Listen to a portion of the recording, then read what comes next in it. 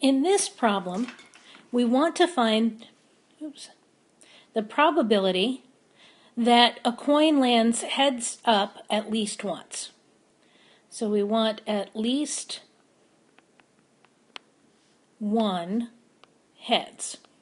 And whenever it's at least one that we're looking for, we're going to do this in a kind of backwards way.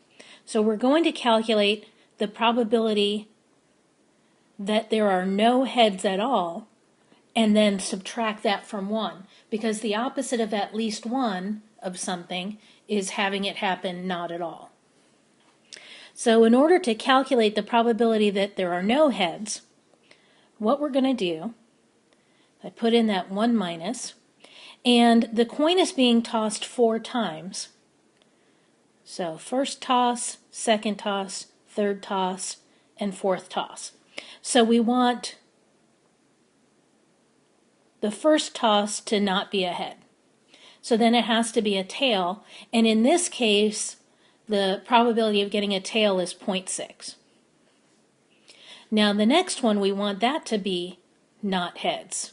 So again, it has to be a tail, and because it's flipping a coin, whatever happened on the first attempt doesn't affect what happens on the second attempt. So 0.6 again. And then the same thing for the third toss and the fourth toss.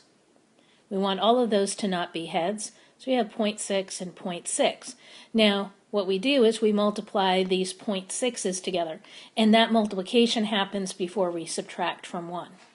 So, how I'm going to enter this into the calculator is I'm going to do 1 minus 0.6 to the power of 4.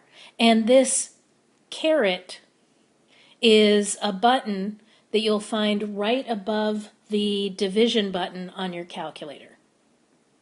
So if you find the division button, the caret is right above, and that will allow you to do an exponent other than just a square. So when you put this into the calculator, you're going to get 0.8704. And that's your final answer for that problem.